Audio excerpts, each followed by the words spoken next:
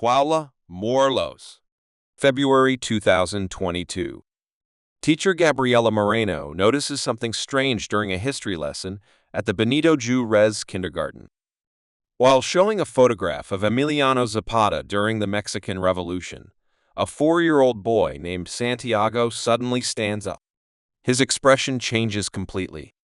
It's no longer the face of a curious child. It's the expression of someone seeing their reflection in a mirror. "That's me," Santiago says, with a tone unusually mature for his age.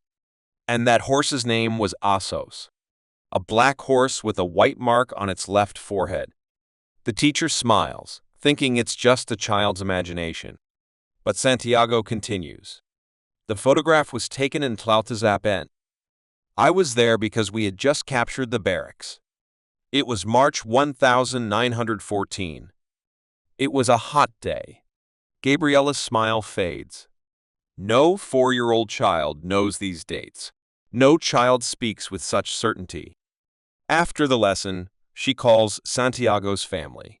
Master A and Javier Ruiz arrive, worried. They had witnessed something like this before. Santiago had started behaving strangely since he turned 3. He stood with his hands on his hips, like a military leader. When he played, he wanted to be called General.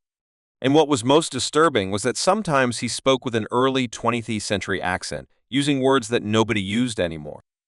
"Milo says things like Menester Recio Fusilier Mar A," explains, her voice trembling. "Where does he get these words?" "We don't talk like that." Javier shares a detail that makes the situation even more worrying. Last week, he drew a map. He said it was a map of his barracks. It had streets, buildings, exact numbers. I kept it because it seemed too detailed for a 4-year-old. The teacher looks at the drawing Javier pulled from his backpack. This isn't a child's scribble. It's a rough but precise architectural plan, with measurements, main directions, and legends written in shaky but legible handwriting. Stables, gunpowder depot, strategy room. Gabriela shuddered. She'd studied history in university. She knew enough about Zapata to understand that this wasn't ordinary information. This is specialized, technical, military information. You need to take it to someone who can properly assess it, she said seriously. I know a researcher at UNAM who studies these kinds of cases. Mara hugged Santiago, who had been motionless the entire time, looking out the window as if expecting something. "What cases?" she asked, her voice filled with fear. Gabriela took a deep breath before answering. "Cases of reincarnation memories of children who recall past lives in inexplicable detail." And at that moment, Santiago turned around and uttered a sentence that froze everyone in the room. "This isn't a memory. I never died, as the books say. I need to show you the truth." Dr. H. Citer Zamora is a historian specializing in the Mexican Revolution, and also a researcher at the National Autonomous University of Mexico who studies phenomena of consciousness. When Gabriela contacted him, his initial reaction was skepticism. He had seen dozens of cases of children with active imaginations, but his expression changed when he listened to the recording Gabriela had made of Santiago's speech. The way the child pronounces some words has the accent of a century-old Morelos region. The military rhythm in his sentences is something a modern child could not imitate. Dr. Zamora agrees to meet with the Ruiz family the following Saturday. They arrive at his office in University City early in the morning. Santiago enters with the self-confidence of someone much older. He examines the books on the shelves and the historical photographs on the walls.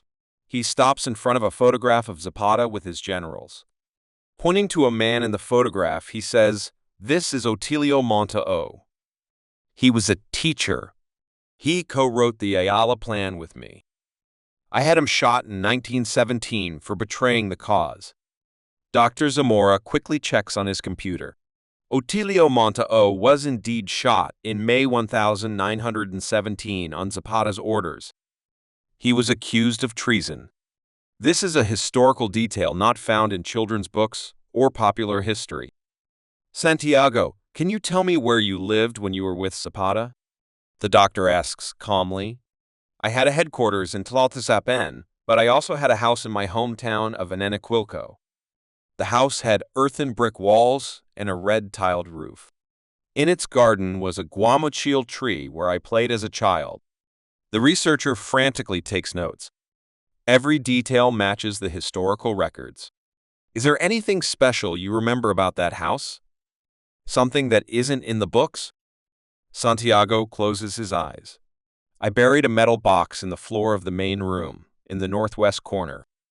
Inside were important documents, letters from other leaders, and money for the cause. I never took it out because I had to leave quickly when Huerta sent his soldiers.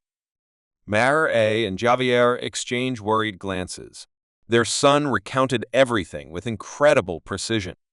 Dr. Zamora knew that Zapata's house in Anenequilco still existed. It was now a museum, but no detailed excavation had ever been done in the area. Santiago, do you remember the day you died? The question hung in the air, instantly raising the tension in the room. The boy's eyes widened.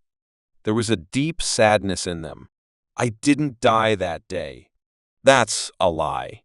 April 10, 1919 was an ambush at Chinameca. Yes, but I knew it would come. I sent someone in my place. A man who looked like me. His name was Juan Olivares. He was loyal to death. Dr. Zamora put down his pen. This is revolutionary. According to the official account, Zapata was ambushed and killed at the Chinameca farm, but there were always rumors and theories that he escaped. If you didn't die there, where were you? Santiago takes a deep breath. I went south, first to Oaxaca, then even further. I lived for another 30 years under a different name. I had a different family. In 1949, as an old man, I died peacefully. Tears streamed down the boy's cheeks.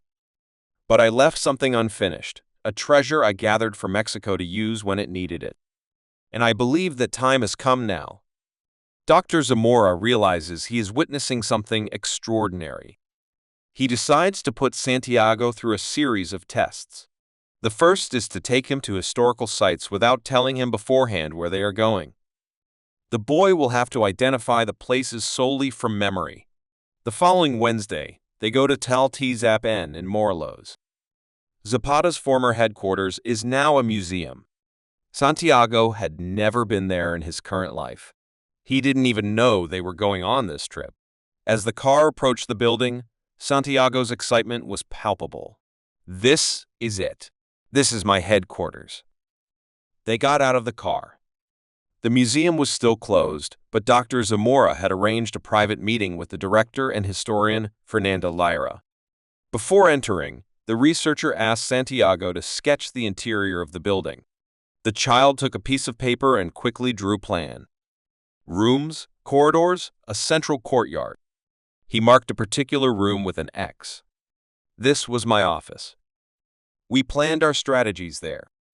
They entered the museum. The layout of the building matched the sketch made by the 4-year-old child perfectly. They walked through the corridors. The child walked not with the curiosity of a visitor, but with the air of someone familiar. He stopped in front of a room. I slept here. The bed was against that wall, and there was a window, but they covered it up. Fernanda Lyra checked her historical records. That's right. There was a window here. It was covered up during a renovation in 1960. There are no public photographs showing that window. Santiago continued. He entered the main office. He walked directly towards a particular wall. Behind this wall was a hidden area. I had it built in 1914 to hide weapons and documents when the federal police came. Fernanda was astonished. We've never detected a hidden area here before. Dr. Zamora requests permission to bring in subsurface radar equipment. Fernanda, curious and skeptical, agrees. 2 days later, the technicians arrive with the equipment. They scan the wall, Santiago pointed out. The screens show something impossible. Behind the wall is a hollow space, approximately 2 meters by 1 meter. Fernanda orders them to carefully open the wall. The workers dismantle the modern bricks. Behind them, they find an older adobe wall, and behind that, a hidden niche. Inside, there are timber boxes weathered with time. When they open them with extreme care, they find antique rifles, rusted ammunition, and documents wrapped in waxed cloth. The documents are exceptionally well preserved. These are military orders, letters signed by Zapata, expedition maps, some documents never before seen by historians. Tears well up in Fernanda's eyes. This is a historically significant discovery, but Santiago isn't thrilled by it. He's looking for something else. "It's not here," he says, disappointed. "The most important document isn't here. I moved it somewhere else before I left." "Which document?" asks Dr. Zamora. Santiago looks at him carefully. "Proof that I survived. A letter I wrote in 1920, a year after Chichimeca, with my signature, fingerprints, and photograph. I hid it somewhere else, somewhere only I can find it." The researcher feels they are on the verge of something that will change Mexican history. Where is that place? Santiago says he must go to his hometown of Ineniquilco, where it all began, where Emiliano Zapata was born on August 8, 1876. Dr. Zamora organizes the expedition. This time, he's taking a full team with him: Dr. Patricia Soto, an anthropologist specializing in revolutionary archaeology, a cameraman to document everything, and, of course, Santiago's parents. The journey from Mexico City takes 3 hours. Santiago was nervous throughout the trip. He hardly spoke, his eyes glued to the window. When they finally entered town, the boy began giving directions: right, then left at the blue shop, then straight ahead to the church. No one had told him how to get there, but his directions were perfect. They arrive in front of the Emiliano Zapata House Museum, a modest mud brick building preserved in its 19th century state. Santiago gets out of the car before anyone else does. He walks straight to the entrance. The museum's caretaker, 73-year-old Don Esteban, who has looked after it for decades, watches him curiously. "Is this your first time here, son?" Santiago looks at him. "No, Don Esteban. I was here a very long time ago." The old man is stunned. "How do you know my name?" "Because your grandfather worked for my family. Your great-great-grandfather was a friend of my father, Gabriel Zapata." Don Esteban takes a step back. What the boy says is true. His great-great-grandfather did indeed know the Zapata family, but it's not written on any plaque in the museum. It's oral family history. Dr. Zamora interjects and explains the situation. Don Esteban doesn't believe it, but respectfully lets them in. Santiago wanders around the house as if in a place painfully familiar, touching the walls, stopping in the bedroom. "My mother and father slept here. I slept with my siblings in the back room." He walks toward that room and kneels in the northwest corner, where he says he buried something. "Here, right here, half a meter deep. I need to finish the job." Dr. Soto requests urgent permission from the National Institute of Anthropology and History.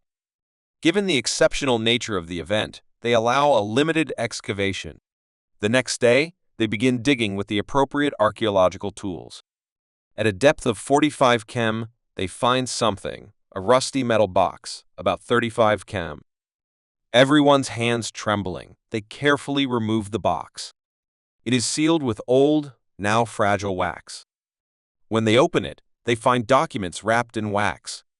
Incredibly, the documents are legible. There are letters from other revolutionary leaders addressed to Zapata, Pancho Villa, Benito Juarez, Carranza, and Alvaro Obregón. There are also banknotes from that period. Now, they are valuable not for their monetary value, but for their historical rarity. And at the bottom of the box is a photograph. It shows Emiliano Zapata with a group of children. On the back, in handwriting, Ineniquilco, 1916, my nephews. Don Esteban looks at the photograph and bursts into tears. "The child on the left is my grandfather. He always told us he had his picture taken with Zapata, but we never saw any proof. We said he was making it up. The authenticity of the documents has been confirmed by experts. The documents are real. The handwriting matches known examples of Zapata's writing. The ink is period appropriate. This is a significant archaeological and historical discovery, but Santiago keeps saying the most important thing is missing. This was only the initial hiding place. The document proving I survived is somewhere else. Where? Asks Dr. Zamora. The boy closes his eyes, focusing on the Chinameca farm where he supposedly died. I left the final proof there. The Chinameca farm is one of the most symbolic and tragic places in Mexican history.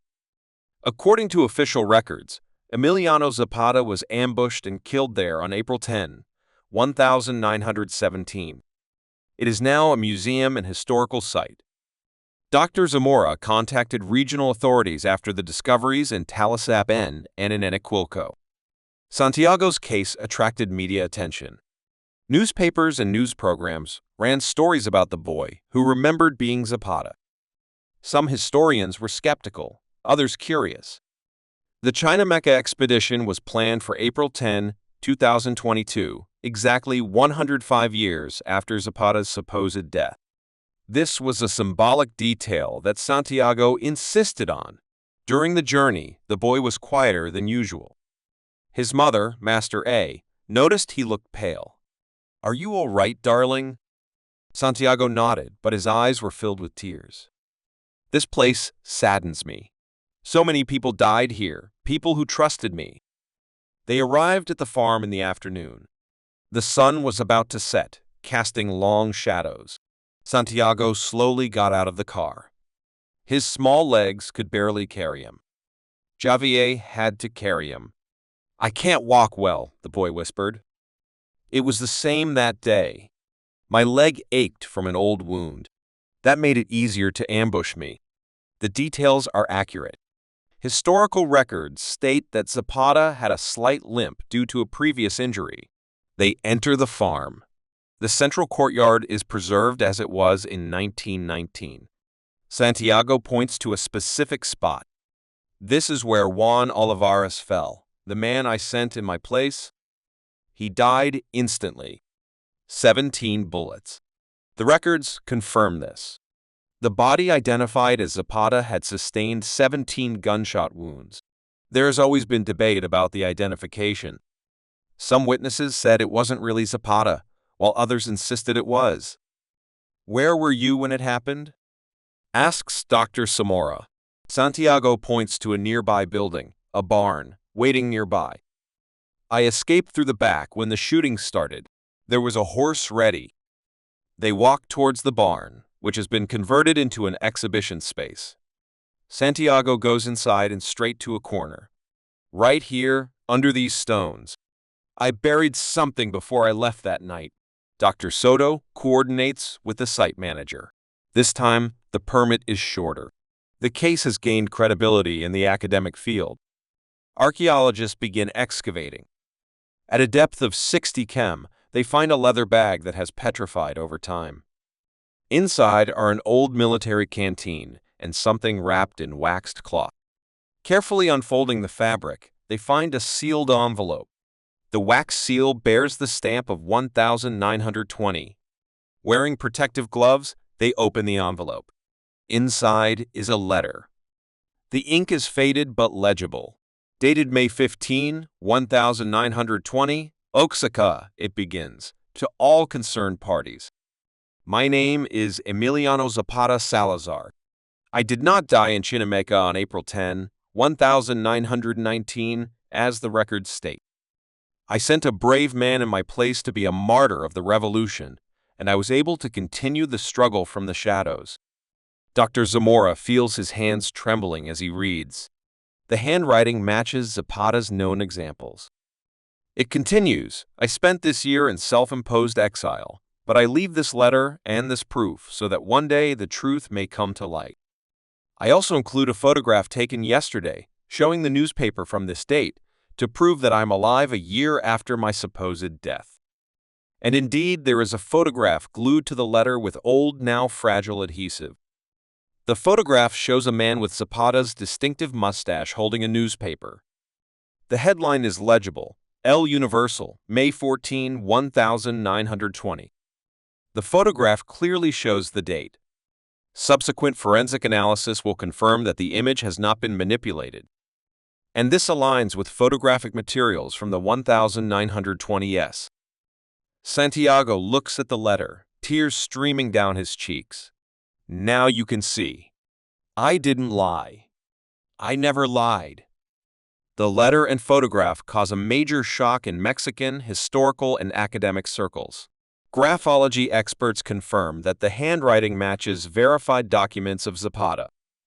Experts in antique photography confirm that the materials, chemicals, and technique are consistent with the 1920s. The vegetable glue used to attach the photograph matches products from that period.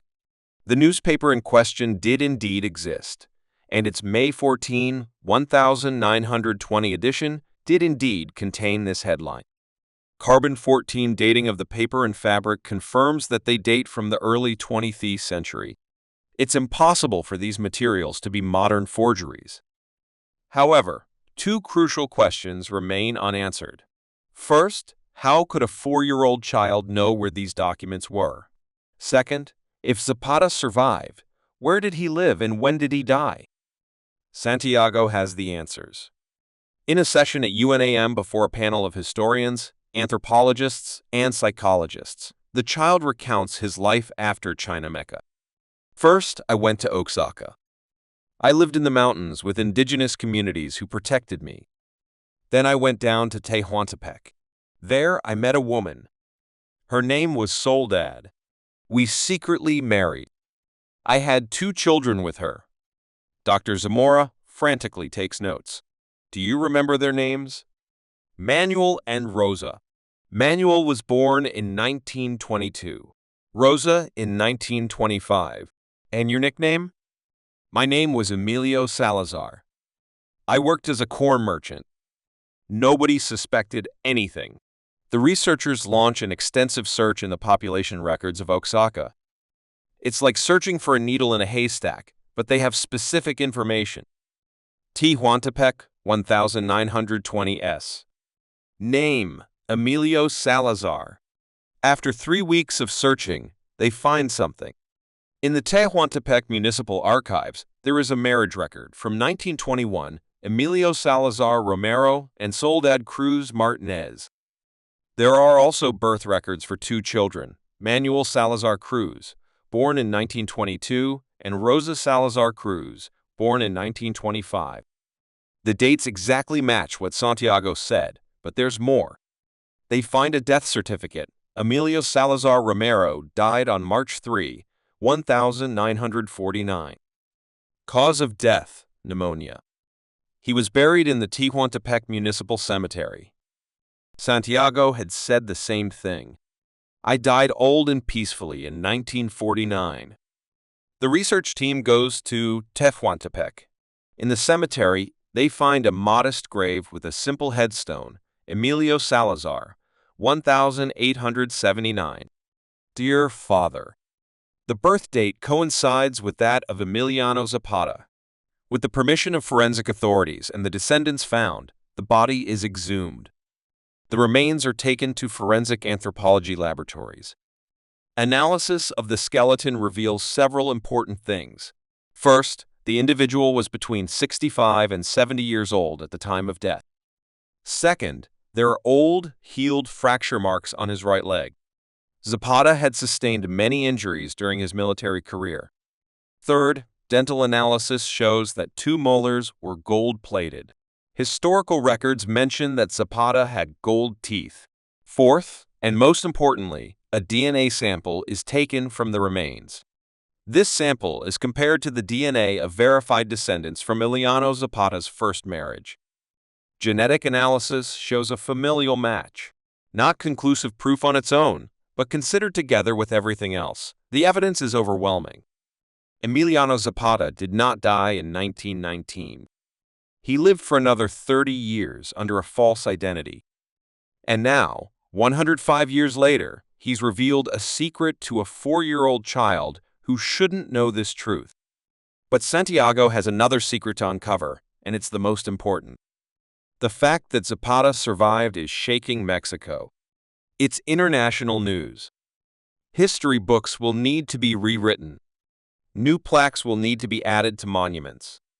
The national narrative about one of its greatest heroes has changed forever. But amidst the media frenzy, Santiago tells Dr. Zamora something no one else has heard. There's a reason I survived, a mission I couldn't complete, and that's why I came back. They're alone in the investigator's office. Santiago sits in a large chair that makes him look even smaller, but there's an unsettling depth in his eyes. "What mission?" the doctor asks softly. "For years we raised money for the revolution. Gold, silver, jewels people donated. I hid it all in a safe place. It was to build schools and hospitals and villages when we won. But I couldn't get it back when I faked my death. It was kept very tightly guarded." Santiago leans forward. That treasure is still there, waiting, and Mexico needs it now for indigenous communities, farmers, and those fighting for the same causes I advocate for. Dr. Zamora shuddered.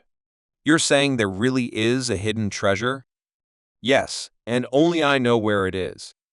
Santiago spent the next few weeks working with historians and cartographers. He drew maps, identified locations, gave coordinates based on natural landmarks that existed a century ago. He described a cave in the Morelos Mountains. He said it was near a village called Huatla, a secluded place that no one had visited in 1918. The boy described the path in detail, impossible for someone who had never been there. There's a rock formation that resembles an eagle with its wings spread. From there, you walk 200 steps north. You find a stream, you follow it up to a small waterfall. Behind the waterfall is a cave. Researchers used drones and satellite maps to search for the rock formation. They found it exactly where Santiago described. An impressive natural formation that truly resembles an eagle. They organized an expedition. This time, the team includes the National Institute of Anthropology and History, federal officials, and a notary. If there really is a historical treasure, it must be properly documented and preserved. Santiago insists on going. His family hesitates, but the boy is determined. "I need to be there. I have to make sure it's used for the right purpose." On the day of the expedition, 20 people climb the mountain. The terrain is challenging, but Santiago leads with unsettling certainty. They find a stream and follow it upwards. Indeed, after a 40-minute walk, they find a small waterfall hidden among the vegetation. Behind the cascading water is a dark opening, a cave. Armed with powerful flashlights and caving equipment, they enter. The cave extends about 30 meters into the mountain. There is a partial rockfall behind it. Santiago points to the rocks behind that. There it is. The workers carefully begin to remove the stones. They were deliberately piled there to obstruct something. After 2 hours of work, they uncover a hidden chamber. Inside, there are wooden boxes covered with old, fragile tarpaulins. When they open the first box, a golden glint reflects off their flashlights. There are a total of 17 boxes in the cave, some made of rotten wood, some of rusted metal, but all meticulously sealed over a century ago. The team documents each box before opening it. Cameras record everything. The inventory is astonishing. The first box contains gold and silver coins from the Porfirio period, 19,105 gold pesos and centenarios. These coins, in addition to the value of the metal, possess immense numismatic value today. The second box contains jewelry, rings, necklaces, bracelets. Not the ostentatious jewelry of the aristocracy, but the modest jewelry of ordinary people. Simple gold and silver, some adorned with small stones. Donations made by the people for the revolution. The third and fourth boxes contain silver ingots, each marked with the stamp of Mexican mines from the early 20th century. Boxes 5 through 14 are filled with weapons, Mauser rifles, pistols, and ammunition. Although rusted, they have been preserved thanks to the dry cave environment. Priceless historical artifacts. Boxes 10 through 14 contain documents, military maps, war orders, and correspondence between revolutionary leaders. Some of these documents were considered lost by historians. Box 15 contains something different: meticulously recorded ledgers of donations, expenditures, and arms purchases. The handwriting is Zapata's. It reveals an administrative organization that few would associate with a guerrilla army, but boxes 16 and 17 are the most surprising. They contain hundreds of documents granting land to indigenous and peasant communities, many signed by Zapata as the revolutionary authority. Some were never implemented because Zapata died before they became legal. Dr. Zamora calculates their value in his mind. Monetarily, the coins and precious metals are worth millions of dollars, but their historical value is priceless. This is Emiliano Zapata's war treasure, hidden in 1918 while the revolution was still raging. Preserved, awaiting a future that has yet to arrive. Santiago watches silently. When the inventory is complete, the boy finally speaks. This money isn't mine. It never was. It was a treasure for the people, Now it must return to the people. The officials agree. A special foundation is established. The money will be used for schools, health centers, and agricultural projects to help small producers in indigenous communities in Morelos and neighboring provinces. Exactly as Zapata wanted. Documents and weapons go to museums. Property deeds are examined by constitutional lawyers to see which may still be valid for heir communities. A complex but important legal process. News of the discovered treasure spreads throughout the world. A 4-year-old boy finds a revolutionary treasure hidden 106 years ago. International media publishes the story. CNN, BBC, New York Times. Everyone wants to interview Santiago, but Mastere and Javier protect their son.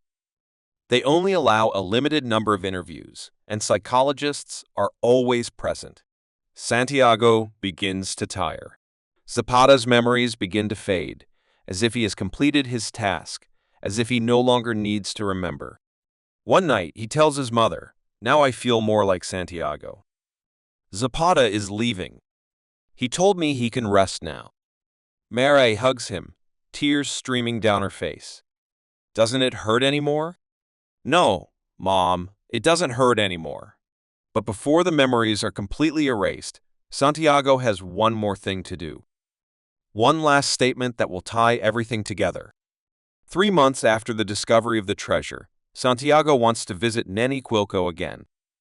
He says there's something personal he forgot to mention.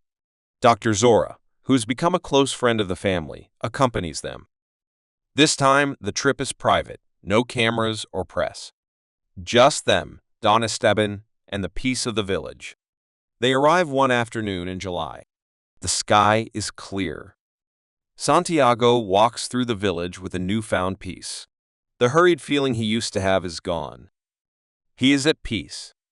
He stops in front of an old house, different from the Zapata Museum house. A modest building where a modern family lives. Santiago knocks on the door. A woman of about 60 answers. "Good day. Are you inside? How can I help you?" Santiago looks at her kindly. "Excuse me, madam. This house belonged to the Cruz family." The woman is surprised. "Yes, it belonged to my grandparents." "How do you know, son?" "Because my beloved Inés Cruz lived here before she married Josefa. We were going to get married, but her family didn't approve of me becoming a revolutionary. She married another man, but I always loved her." The woman's face pales. "Inés Cruz was my grandmother. She died 20 years ago. She always kept something hidden. She said it was from her true love, but she never told us who it was." Santiago nods. "The letter I wrote to her is buried in the garden of this house. I gave it to her before she went to the revolution. I told her to bury it so no one would find it, because it could be dangerous for her." The woman, emotional and confused, invites them inside. In the small backyard, Santiago points to a specific spot. There, under the lemon tree, the homeowner and his family carefully begin to dig. At a shallow depth, they find a sealed glass bottle. Inside is a rolled-up piece of paper. With trembling hands, the woman opens the bottle. The paper is yellowed but legible.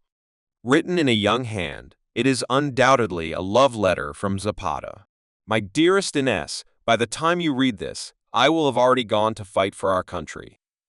I don't know if I will return, but I want you to know that you were my first true love. Forgive me for putting the revolution before you. Mexico needs me, but my heart will always be yours. If I survive, if there is ever peace, I will return for you. Yours, Miliano. The woman cries. My grandmother always said that she loved someone before my grandfather, and that person went to war. We thought it was just a youthful love, but that person was Zapata. Santiago takes her hand. He was happy with his family. I, too, later found love with Josefa, and then with Soledad.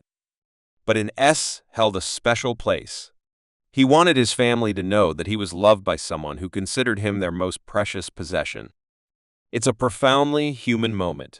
Beyond the story, the treasures, the political revelations, it's the story of youthful love separated by time and war. That night at the hotel, Santiago was strangely silent. Mara laid him down on his bed. Are you all right, my love? Yes, mother. It's just that Zapata is telling me that his work is done, that he can leave now, that he's accomplished everything he needed to. Mastere stroked his hair. How do you feel? Santiago smiled. I feel light, as if something heavy has been lifted from my shoulders. I think I'll wake up as Santiago again tomorrow. I won't remember much anymore. Are you scared? The child shakes his head. No, Zapata looked after me. He taught me important things. But now, it's just my turn to be myself. That night, Santiago sleeps soundly, without nightmares, without memories of the war, just the normal dreams of a 4-year-old child. 6 months later, in January 2025, the first school built with funds from Zapata's legacy opens. In a Nahuatl indigenous community in Morelos. They named it the Emiliano Zapata School, New Hope. Santiago attends the opening with his family. He no longer refers to Zapata in the first person. The memories are almost completely erased. Now he's just a 5-year-old child playing, running, and laughing with other children. But when asked what happened, he remembers important things. I helped find things, he says with the sincerity of a child. Things that someone hid a long time ago and that are now helping people. Dr. Zamora presents his entire research at an international symposium. It presents. The Santiago Ruiz case is currently being studied worldwide by psychologists, historians, and consciousness scientists. Of course, there is skepticism, there always is, but the facts are undeniable. A 4-year-old child found historical documents, hidden treasures, and revealed information that changed the official history of Mexico. All of it has been verified, documented, and confirmed. There is no traditional explanation that fits all the data. The theory of reincarnation is gaining scientific credibility, not as an absolute truth, but as a possibility that deserves serious investigation. Mastere and Javier Ruiz have returned to their normal lives in Cuautla. Santiago goes to kindergarten, plays soccer, and watches cartoons. He's a normal child with an extraordinary story from his past. One afternoon, while Mare is preparing dinner, Santiago is drawing a picture at the table. He's drawing a picture of a man with a big mustache riding a horse. Who is that? Masera asks. Santiago looks at her. That's my friend. His name was Emiliano. He's gone now, but sometimes I remember him. Mare kisses him on the forehead. Do you miss him? The child thinks for a moment. Sometimes, but now he's happy. He told me in a dream that you helped him. He thanks you. So what did you say to him? Santiago smiles. I said you're welcome, and that wherever he is, I hope there will be many horses and beautiful lands there. That night, thousands of children across Mexico are studying Emiliano Zapata's life in history books. Now, there's a new chapter in the books. A chapter about how he didn't die in 1919. A chapter about how he lived secretly for another 30 years. A chapter about how, more than a century later, the truth came out in the most improbable way. In Enenacuilco, there's a new inscription on Zapata's tombstone. Emiliano Zapata Salazar, 1879–1949. The land belongs to those who cultivate it. The truth has come out. Rest in peace. In Tehuantepec, Emilio Salazar's grave is also greeted with flowers. The local people now understood that it was the same man. Both graves are visited. Both identities are honored. And somewhere between mystery and reality, history and memory, what we believe is possible and what the evidence shows, the story of Santiago Ruiz remains proof that there are things in this universe that science still cannot fully explain. Some spirits return, some secrets must be revealed. Some truths wait for generations to be revealed, and sometimes, just sometimes, these truths come from the innocent eyes of a 4-year-old child who remembers things he shouldn't remember. Because some stories are too important to remain buried. Some voices need to be heard, and some heroes, even more than a century later, have messages to convey to their people. This was the story of Santiago Ruiz, the child who remembered that he was Emiliano Zapata, the child who changed Mexican history, the child who proved that sometimes the impossible is what we don't yet understand.